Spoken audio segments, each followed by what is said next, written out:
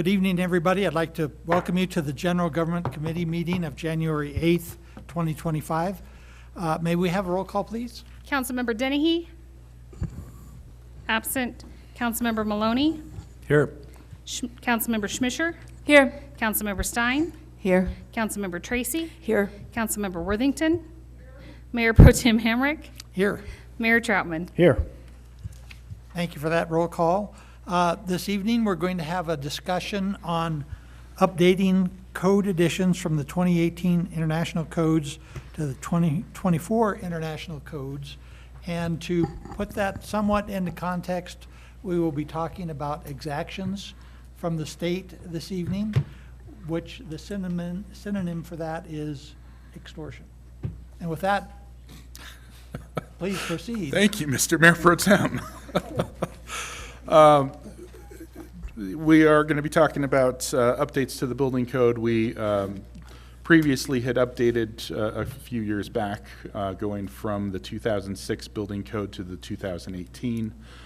At your dais seats, council members previously received this when it first came out, but I realized later today that not everybody was on council when this came out. So there's a copy here. It's an ISO report regarding our building department. Previously, we were unrated by ISO because our building codes had lapsed. They were so old that the ISO organization was no longer rating us, and this affects homeowners insurance and commercial building insurance and those different rates. So just trying to put some of tonight's conversation in perspective with this report. Once we updated to the newer codes, we were able to get a rating back and rated a 4 out of 10. Lower is better. From going from previously unrated, yeah. We tonight will be hearing from our building official. She does have a presentation put together regarding the update of the codes. Tonight's meeting, we're looking for direction from City Council before we, as staff, go and invest in buying the code books. We want to make sure that Council is supportive of going through this process. And with that, I will turn it over to Kathy Olsch, our building official. Good evening, Mayor, City Council members. This evening, we have a presentation on a few of the changes that will come into play with adopting the 2024 codes. Presentation contents is just the timeline, reason for the update, major changes, changes to the IRC, other code changes from other I-codes, and then I have a question slide. Timeline for the adoption of the 2024 International Code. I would say between January 1st and June 1st, I would review the proposed codes and provide amendments. So I'd be reviewing the IBC, the IRC, the IECC, IMC, IFGC, the existing building code, ISP and PC, IPMC. And then May through September of 2025, I would have ongoing meetings with contractors and public to discuss code changes and amendments. Then September through October of 25, work with city attorneys to draft the ordinance for the adoption of the 2024 International Codes.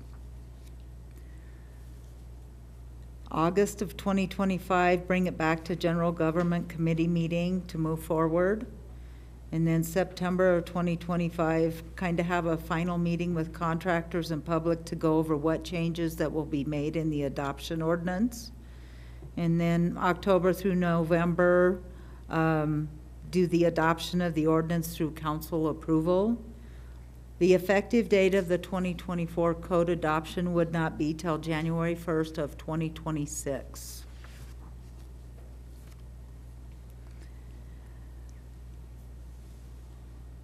Yes. Do you want questions throughout, or do you want us to hold them until the end? You can do them throughout if you would like. Could you, just on the previous slide, could you explain a little bit more, sorry, I guess it's one more, about amendments to the building code and maybe what types of things can be amended and what can't. I often hear about our current building code that there are quite a few differences between ours and perhaps the counties, and just curious as to, could you talk a little bit more about the amendment process? Thanks. Sure. I'm not sure what the difference is. I'm not sure that the county really takes a whole lot out, but I'm not sure how they amend their code.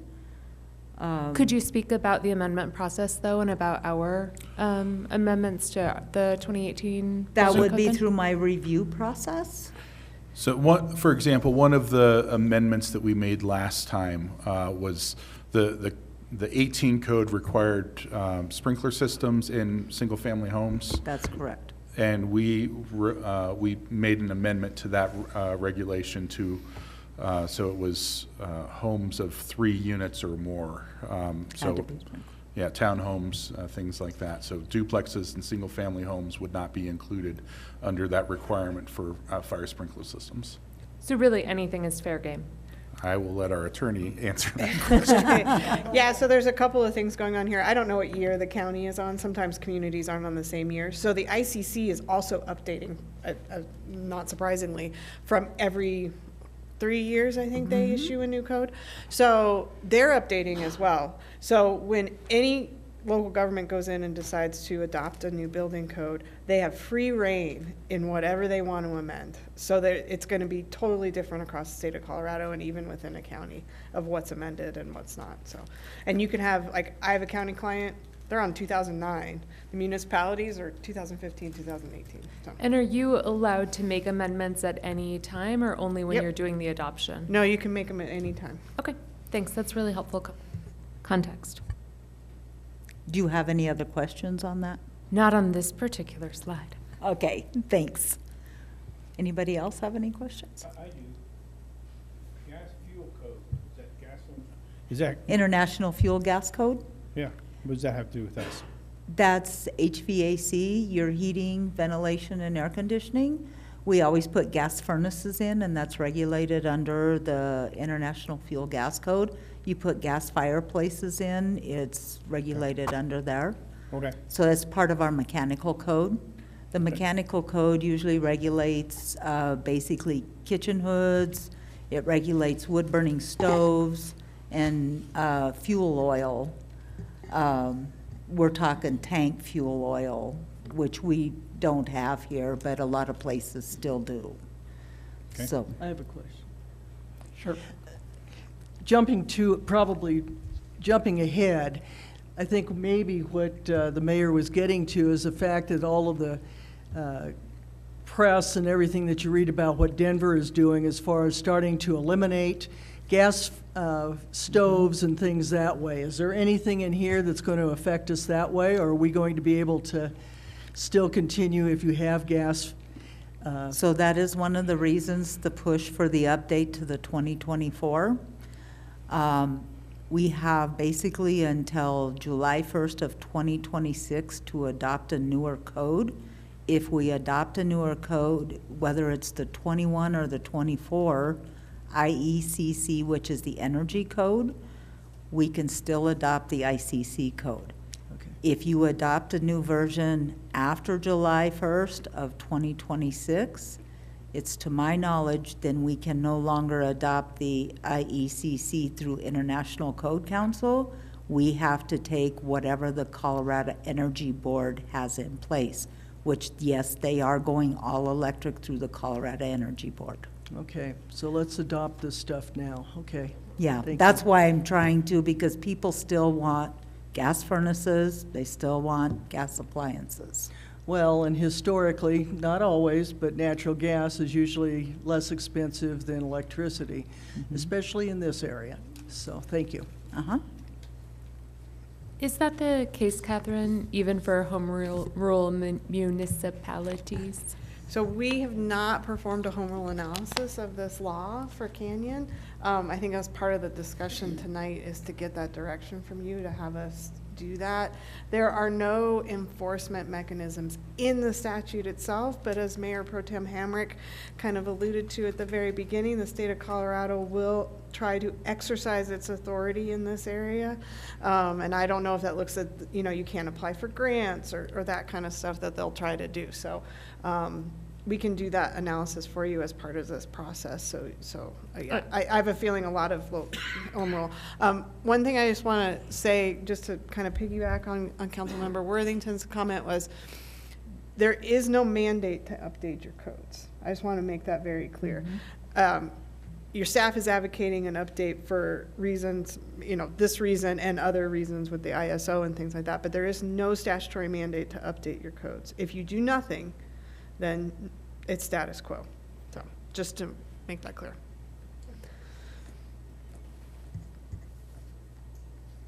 Okay. Okay, what reason for the update of the codes? ISO rating, and we'll see a separate slide for more details. And then House Bill 22-1362 imposes certain requirements for energy code compliance after July 1st, 2026 that are likely to be stricter than if the city adopts an energy code now. And we also will see separate slides on that. Many more updated alternatives for materials, design, and method of construction. Engineers and architects do not like to draw plans to older codes. They prefer to use newer code additions.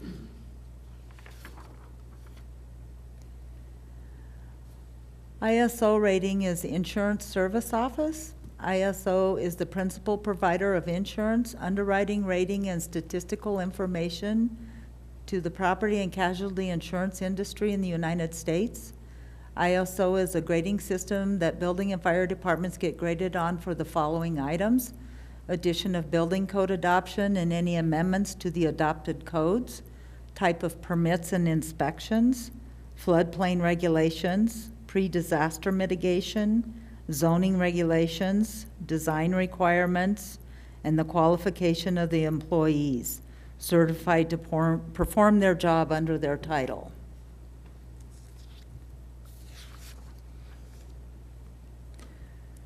House Bill 22-1362 requires that if a local government does not adopt an energy code equal to the requirements for the energy performance found in the 2021 IECC and updates its building code after July 1st, 2026, it will be required to adopt code equivalent to the code being developed by the Colorado Energy Board. The code being developed by the board is likely to be more restrictive than the 2024 IECC. If the city adopts the 2024 IEC before July 1st, 2026, it will not have to follow the board's code until it updates its building codes again. And this is how I feel plays a major factor in the code update. Additional energy efficiency credit these are the new major changes in the IECC that, and I've been talking with contractors in the area about all the new requirements. Some of them are very familiar because Pueblo is already on them and so is Colorado Springs. So they don't seem too excited, about all the changes. Additional energy efficiency credit requirements point system.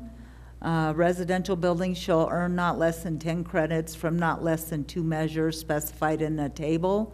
In this table, right now, I can probably say all our homes that are being built could probably pass this 10 credit point right now. So I don't find that as a major problem. They will require us to do a solar ready and an EV ready, and that means that the contractors the electricians will have to have everything ready for somebody to install solar right away, and there's more information on another slide that we can go through as well.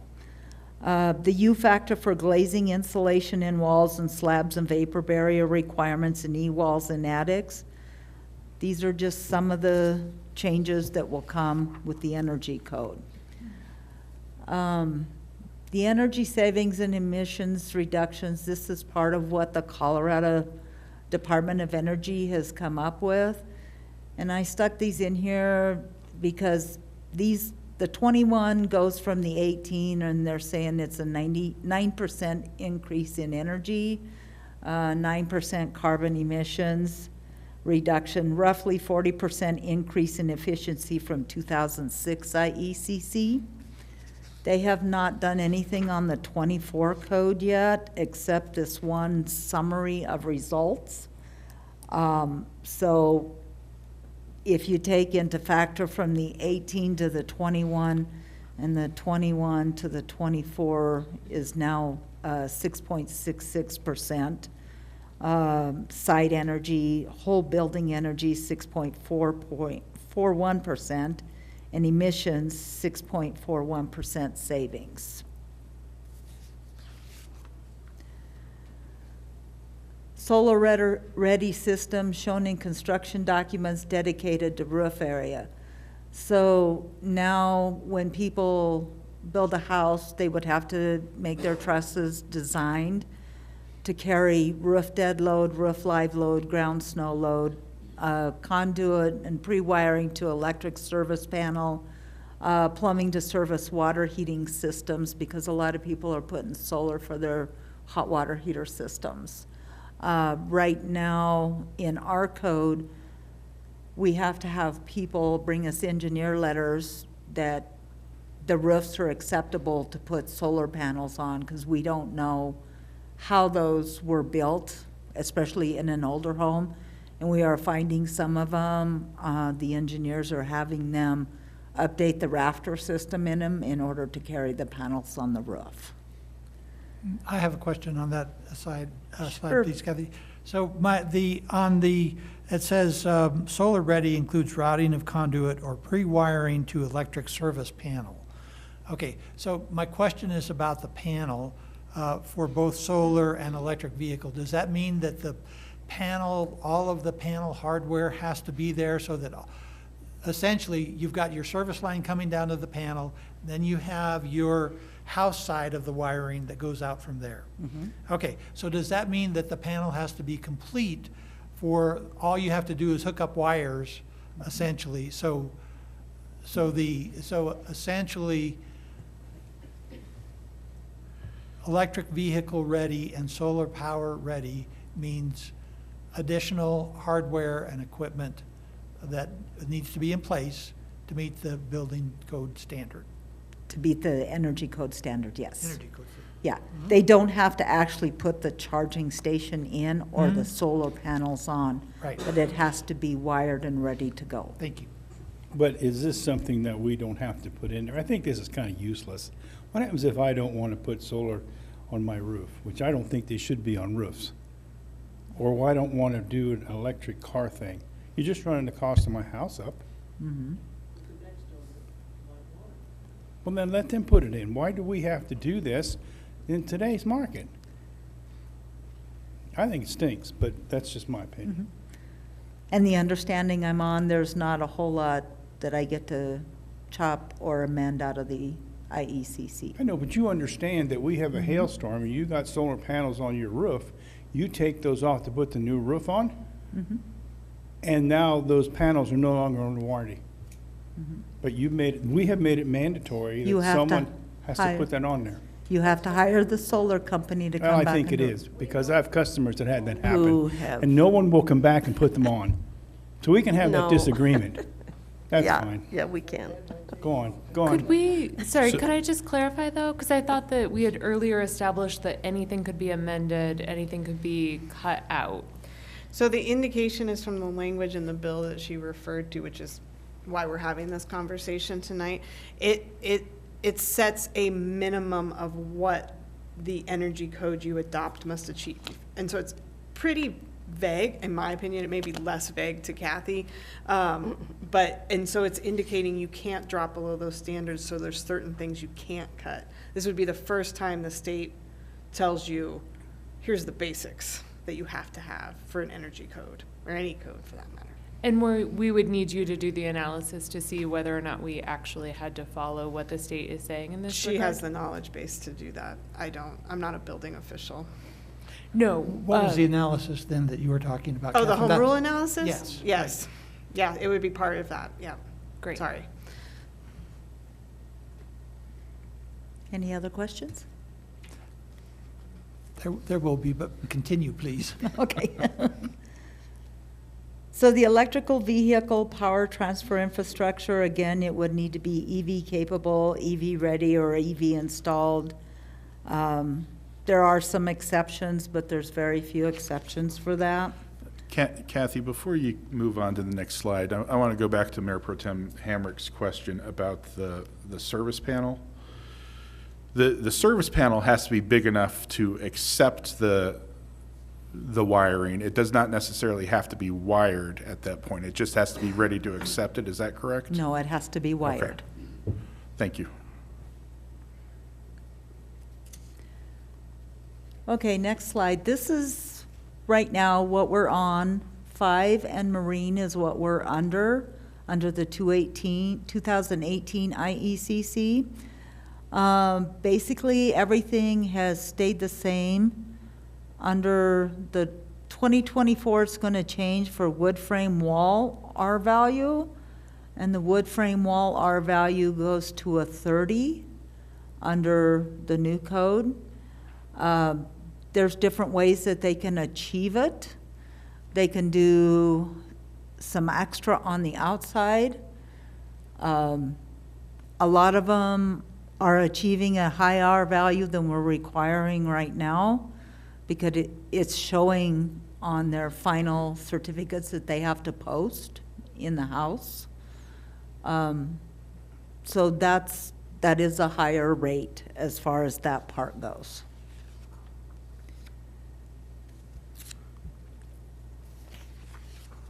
Oops, went too far. There is still a requirement, this is a few changes in the 2024 International Residential Code. There is still a requirement for single-family dwelling sprinkler systems. We would adopt the current language we have under the 2018 IRC, which single-family dwellings and duplexes would not need to be sprinklered, only sprinklered if 3 or more units. That's one of the amendments that would be in the ordinance. We do require a soils investigation and lab analysis. Would still be adopted as we have under the 2018 IRC. There are items for new energy storage systems. That's just something new. There's new items for sleeping lofts. There's also new things in there for ADU, accessory dwelling units, and that's for making smaller units.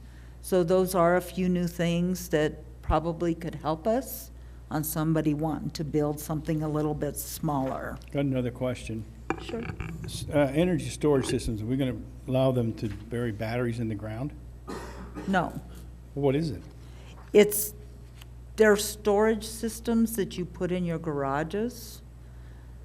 And I haven't gotten into them So that it'd be like close. a Tesla Powerwall? Yeah, And that'll be required? no, No. No. Yeah, these are the rules if you decide as a homeowner to install one. you If want to can't. install one, there's now regulations. So it wouldn't be part of our code. If you want to do it, you could do it. Yeah, there would be guidance. Because I imagine they're pretty expensive. Yeah, no, we wouldn't be mandating that they put them in. This would be the rules for what you have to do to put it in, to make sure that it's, the life safety measures are met and things like that. They have specific cabinets Keep running and up the stuff. price of a house. That's affordable housing. Got it.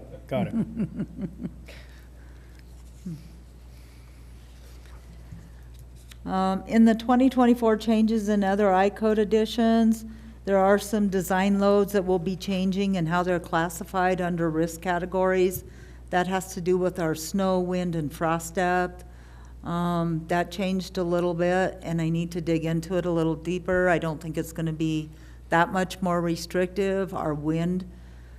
But the weather patterns are changing a little bit, so they have changed. It'll depend on what it comes up with. The way they calculate things now is totally different. So I will have to see which way we want to go with it. And As far as if we want to do it like we do now, adopt one set ruling for our wind load and snow load, or if we want to define them out to the different buildings in the different risk categories. We have accessibility standards have some changes. Some of that is the turning radius for spaces and for EV charging stations. So when people would install EV charging stations in public, they would, so many of them would have to meet accessible requirements. They do have other changes coming in.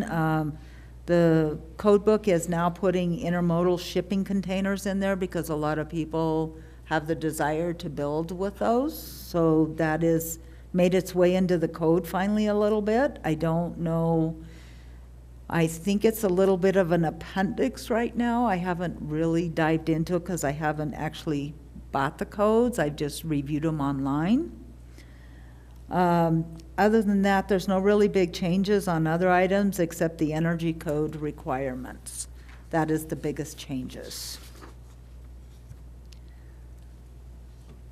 Questions? Sure, I'll start off here. So, Kathy, can we, the state is telling us that we have to adopt certain minimum requirements, essentially. Do I have that correct? For the energy code only. For the energy code only. Okay. They are not asking us to update to 2024, or not mandating an update to 2024. That is correct.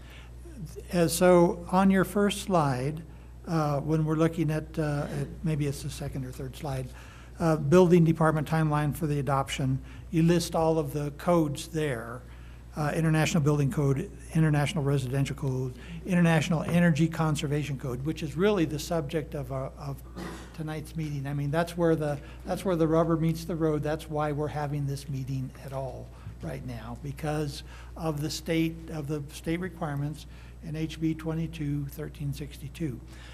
Do we have the option of adopting? Is this like a Chinese menu? Can we pick one from column A and one from column B, or is it all or nothing? You mean for the same year? For those codes, can we adopt one at a time? Does adopting one trigger all the others? Do we have the option to adopt which ones we want? We do have that option, but I think it would be very confusing to be part on 18 and part on 24. Well, the money goes a long ways towards dispelling confusion, and making things cheaper for our residents would seem to me to be an overriding concern. And so the state is essentially, from the way that I look at this, the state is essentially holding a stick over our heads, says if you don't adopt our minimum requirements, we're going to impose requirements that go way beyond those minimums, and maybe even way beyond this the 2024 codes that we have in front of us. So I say, I don't think we should be looking at this right now. I think what we should be looking at is looking at our, statutory city, at what our home rule city. Thank you, home rule city evaluation is of this. And if we have to adopt something, I think we should just adopt the minimum. Why the heck? I mean, things are already so expensive and so confusing in terms of building codes. I mean, that's one of the biggest areas that council receives concerns from our citizens, is over building codes. And I think that, if I had my way, I'd say, let's go back to 2006. Gee whiz, let's make things simpler. The problem that we've got is that we're laying regulation on top of regulation on top of regulation. That all means cost, that all means time, and if we want affordable housing, what the heck are we doing? So I have a question What about that. the heck are we doing? So does that, if we went back to whatever, the last century or whenever, wouldn't that impact our ISO rating? That's correct. If we don't keep adopting and moving forward, then we lose our ISO rating. We had already lost our ISO rating by the time we adopted the 2018 which could have, it started to make our insurance rates in our area go up. Okay, so that's a request. I want to see the dollars and cents involved there. I want to see what the difference in insurance rate for an average home built here in Canyon City is using the 2006 codes versus these. What is the insurance cost? Because that's what we're talking about, increased insurance cost. Because I want to compare that to the cost of these of these 24 codes. And so, you know, I would ask that you prepare such a document for us to consider. I mean, good grief, if we're going to be, you know, increasing costs for our citizens, we should have a darn good basis for doing it, and not just some pie in the sky, you know, green new scam, as President Trump calls it. Yeah, and I agree with that. It has nothing to do with the ISO.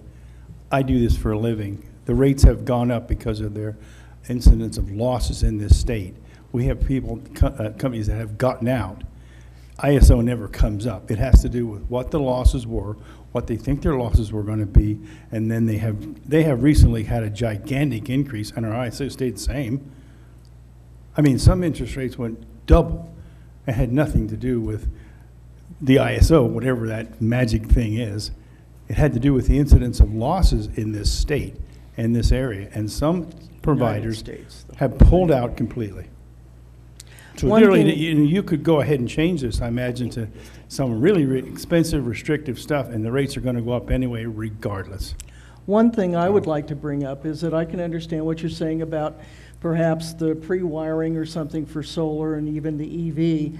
But when you start talking about the energy efficiency of the house being built, you also have to remember what the Black Hills and the Atmos energy bills are costing our customers too. So it's much less expensive to have some of this stuff built into the new house than it is to add to it later on. So I think, you know, you have to, like you said, if you want to look at one thing, you have to look at one thing individually, but I don't think that's necessarily the way we want to go. You have to look at the cost to our customers, not only for the building of the house, but what it's going to cost to maintain it and be able to live in it and be able to afford that. It's way overkill. Way So- overkill. The other, Just the because other- you want to do some kind of green So thing. do we? That's great. Do we need can't- information from, you mentioned that Pueblo and Colorado Springs have already adopted, if I understood correctly, 2024. So do we need information from other communities like that to say, why did you decide to do that?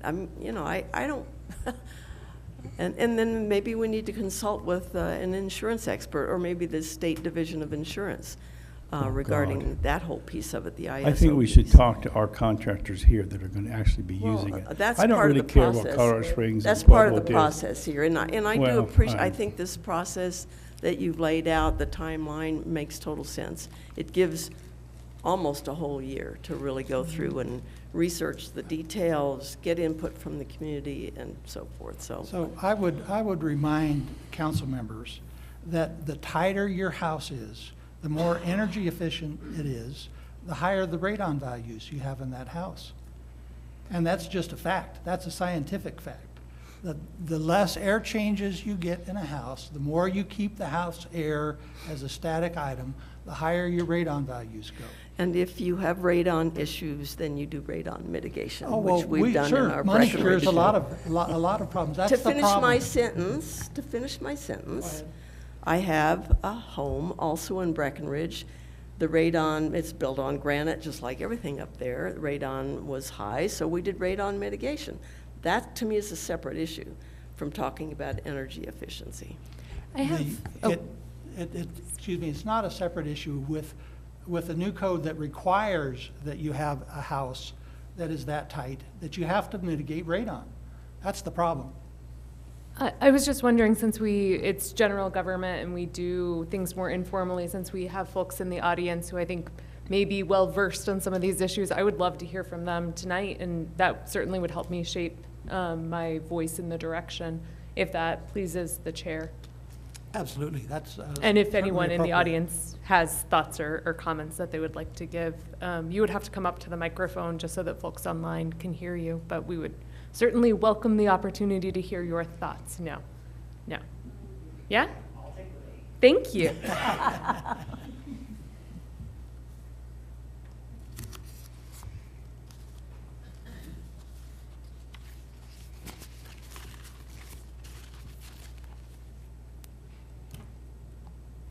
Is your green light on at the bottom of the microphone there? At the on the microphone base? I think that one's on all the time, Oh, is what okay. they Thank said you. earlier. So I was looking at this, and the question for you on this is how much, when we're talking about the ISO part of this, regulates all of these, and also how much does the state of Colorado's board, does it encompass all of these, or is it just pieces of these sections? Because I think there So- might be a, The IECC, the Energy Conservation Code, is the commercial code, so it's its own separate book. So that's part of the energy code. The residential code has a section that's nothing but energy for residential housing in it. okay, So it'd be the IRC and the Energy Conservation Code is where the energy items are. There also are some items throughout the mechanical, they're kind of mixed in a few codes, but one reverts back to the other. As far as your HVAC systems can revert back to the Energy Conservation Code if it's commercial, or the residential code if it's residential. Okay, so the other half of that question is how much is the state, that board that they're looking at the regulations, how many of these items are they looking to govern over versus we're kind of looking at this multiple prongs of, we're looking at updating our building codes to come up with the standard building codes according to the ISO regs versus what the state is looking at. There might be some cherry picking between the two that might be more applicable to that. And I should probably do a point of order here as well. Name is Jay Klinkerman. Live up close to the Hogback. That's kind of where I'm looking. I'm kind of the devil in the details of when we look at home rule, we look at what the state's doing, what the building community is doing, what the insurance community is doing. We kind of have everything in there. It almost, in my mind, kind of look at to have a chart here that says this is applicable in these, the state, it's applicable here, but it's not applicable with the insurance folks, if that makes sense, if I'm making sense of where I'm headed. It's kind of hard to do it verbally when I'm normally up at a whiteboard. The insurance, the ISO takes them all into account, Okay, what you have adopted. but it may not take into account what the state's looking at. No. And not knowing what home rule is going to do to the city, we have a big flow chart of if then else that's very complicated, very convoluted. And I mean, and before I came down here, I happened to be watching some of the coverage of some of the stuff going on in California. And so in my mind, I'm also looking at, disaster mitigation. You're talking about the insurance companies, they're nailing us hard. And a lot of that is relevant, some of it's not relevant. We're the hail capital of the world. They're also dealing with shrub fires. They're not forest fires. And looking at the Hogback, I'm looking like, well, what can I do at my house? Well, if I was doing a new build, I'd be thinking about things differently than my 120-year-old house. And so there's, I think, a lot of questions that are going to come out of this process that we can get answers to. And I'm looking at some division on council, but I also see some fact-finding I think is good to do. Yeah, I saw my insurance rates double. I didn't file any claims. Everybody on the east side made my rates go up. Is that fair? Well, we're all in the same pool. And the ISO stayed the same, Right. whether it's there or not. Your rates were gonna go up. Right. And they're gonna continue to go up because you're paying for someone else, someplace else.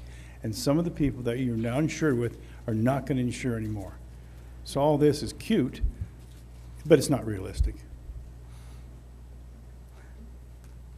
My opinion is I think we need to do some more fact-finding before we jump into the codes. And I'd put a little bit of a time frame on the fact-finding side of it. And I think you've laid out some of that here. I'd probably just tighten it up and say, well, look at these first and kind of go down the route, because I think we're gonna find some conflicts between what the state's doing. I'll leave all comments alone about what I think of the Gold Dome. But we're so far removed from Denver and even the Springs and Pueblo because of our size. We're only 18,000 people. They're talking about hundreds of thousands of people and a whole different economic factor that drives their communities than what drives us. So that's my 2 cents. Thank you. Thank you for that. Yes. I just had one additional question. I think it's really important that we stay in lockstep with the county and the fire district in particular. And I understand that the city may have had some initial conversations with both entities with regard to, Catherine's giving me a look, with regard to what our building codes are, just given the nature of our boundaries and the fact that the fire district covers both. So I think it would be helpful to know kind of what are their intentions, what are their timelines, what are they looking at and thinking about? May I ask a clarifying question? When you say stay in lockstep with them, I don't know what you mean. I don't necessarily mean lockstep, but in line with. So are they also looking at updating to the 2024 International Code? Are they looking at doing it as of January 1 of 2025? I think that it could be really confusing for folks living and working in our area if we are not using the same codes, given I was just answering Emily's question, Andrea, given the nature of the boundaries of our city and the fact that the fire district covers both. So when we adopted the 2018 code, the fire district and the county came along with us. Typically, Kathy, you can probably talk a little bit more about this, that, code versions get adopted every other cycle, is that right? That's correct. From a best practice standpoint? Yeah, that is best practice. Most building departments all adopt their codes every 6 years. We did that until 2006, and then it kind of went dormant for a while. For one, we didn't have the money to adopt. Things had kind of fallen. If I remember correctly, and I wasn't here when 2006 code was adopted, but there were some big costly changes that kind of happened for the codes after 2006 that may have played a role in that as well. Right. But as far as the county and the fire department, and I have all the officials from the city of Florence here, they're interested in adopting along with us. They're on a 2006 code right now, and they want to go to the 2024 along side by side with us. So, sorry, Florence, yes, county and fire district TBD? No, they're yes. All Yeah. three of them are a yes. Yeah. Yeah, Kathy's been in touch with both the fire district and the county. I spoke with Tony Carochi today, and he was speaking with their building official as well. So those discussions, at those levels have, started within those entities. Yeah.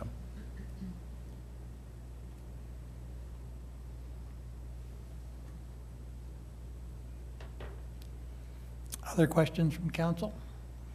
No, I don't think of any. I'll just reiterate, I think the schedule that's laid out is a good one. It seems to give enough time for all the research and questions and communication that needs to occur, so I think that's good. Thank you.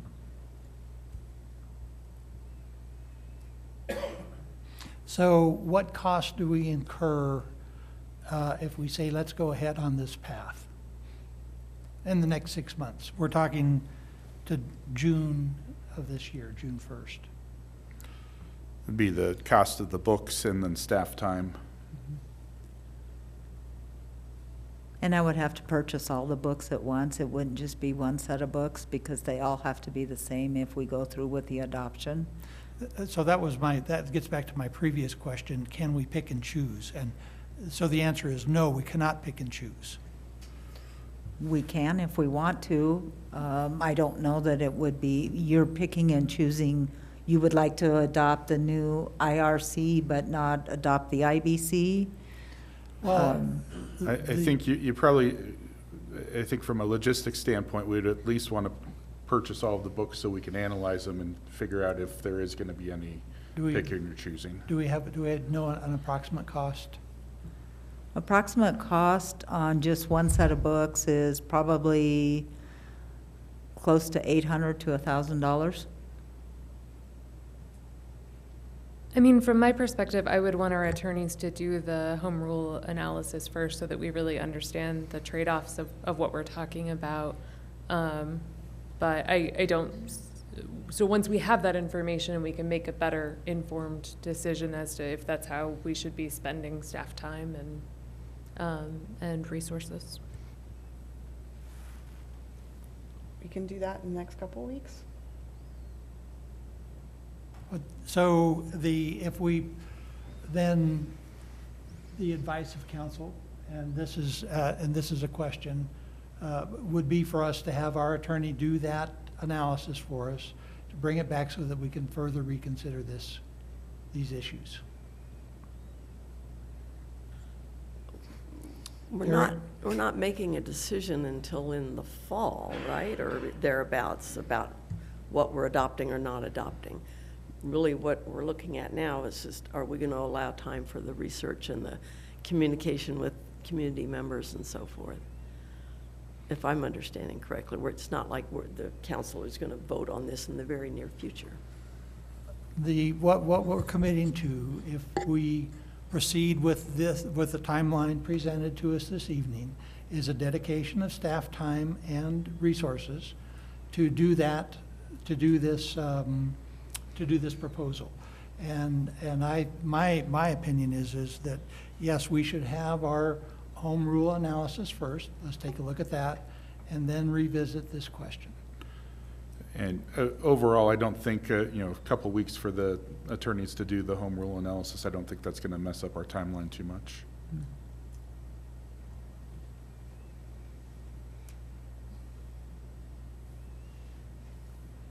I guess I miss, what is that going to do, home rule analysis? Well, it'll give you the information as to how far you can take your home rule authority in this area with this statute. Okay, so if we don't do that, which be You won't have that interesting. information. You won't have that information. Very good. Good answer. You must be an attorney. But the other thing is that, going back to John's, we kind of have a gun to our head anyway. So maybe we should just buy the books and take out what we don't want in there, and wouldn't that be good enough? So I think what Catherine is saying is, if she does the home rule analysis, we'll know what the risk is for the things that we may want to take out, and if we move forward. But you don't know what they are. Well, I can't speak to the things that are come in and out of the code, but I want to make it really clear that you do not actually have a gun to your head. You can simply do nothing. Now, you may feel that the ISO or the other three entities deciding to do it feel like guns to your head. I don't know. But the state is not mandating you do actually anything. It's the triggering of adopting one of those, with the exception of, well, actually almost all of them. If you adopt any one of those, that creates the trigger to adopt these energy efficient standards. Does It that make doesn't sense? say in there that if we don't, then they're going to come in with their super energy bank bureau or whatever do and forces nothing, on it. Nothing happens. Until 2026. No, nothing happens until you Until adopt you adopt a after new code, 2026. which is any one of those. Nothing happens. The states can't come in and enforce a code against you if you don't act. This is the last opportunity to adopt a new code before some of those regulations from the state become mandatory when you adopt a new code. So that is contained in the House bill, correct? Yes. What those items are. So that's what we need, our home rule analysis, and what are those minimum requirements from the state to adopt, to not trigger additional. And we've provided that memo in the past when the bill was passed, so we can provide that again, because I'm sure it's lost in your email from several years ago, right? So we can provide that. Some of you weren't council members, so we can provide that again and with the home rule analysis. So it'll Please. lay out very clearly the timeline and what's Please. required. Okay, That would be great. sure.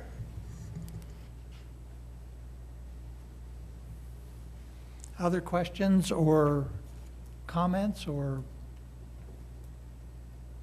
anything from council? Then I think that we're ready to be adjourned. And we are.